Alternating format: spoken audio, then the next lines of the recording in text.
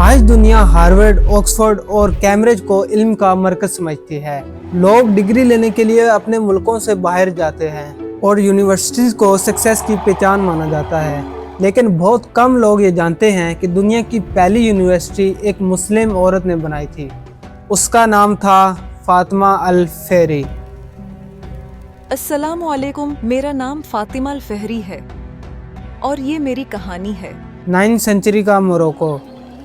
لوگ علم حاصل کرنا چاہتے تھے، لیکن ہر کسی کے پاس سیکھنے کی جگہ نہیں تھی۔ فاطمہ الفہری ایک امیر فیملی سے تعلق رکھتی تھیں، لیکن انہوں نے اپنی دولت کو صرف اپنے لیے نہیں رکھا۔ انہوں نے ایک خواب دیکھا۔ اگر علم ہر انسان تک پہنچ جائے تو پوری قوم بدل سکتی ہے۔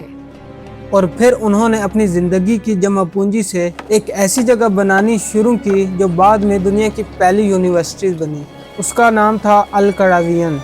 وہاں قرآن بھی پڑھایا جاتا تھا اور میتھمیٹکس بھی، ایسٹرونومی بھی، اور دنیا بھر کے طالب علم وہاں علم حاصل کرنے آتے تھے۔ سوچو، جب دنیا کے کئی حصوں سے لوگ بیسک ایجوکیشن سے محروم تھے، تب ایک مسلم عورت علم کا ایک ایسا مرکز بنا رہی تھی جہاں سے صدیوں تک نالج پھیلتا رہا۔ لیکن آج ہم ڈگری تو حاصل کرتے ہیں، مگر علم کا اصل مقصد ہم بھولتے جا رہے ہیں۔ ہم ایجوکیشن کو صرف جاب تک محدود کر دیتے ہیں، جبکہ پہلے علم قوموں کو اٹھانے کے لیے حاصل کیا جاتا تھا۔ فاطمہ الفہری نے ہمیں سکھایا کہ ایک کتاب، ایک ٹیچر اور ایک جگہ پوری دنیا بدل سکتی ہے، اور شاید اسی لیے قومیں اس وقت تک زندہ رہتی ہیں جب تک ان میں علم زندہ رہتا ہے۔ جزاک اللہ خیر، اللہ حافظ۔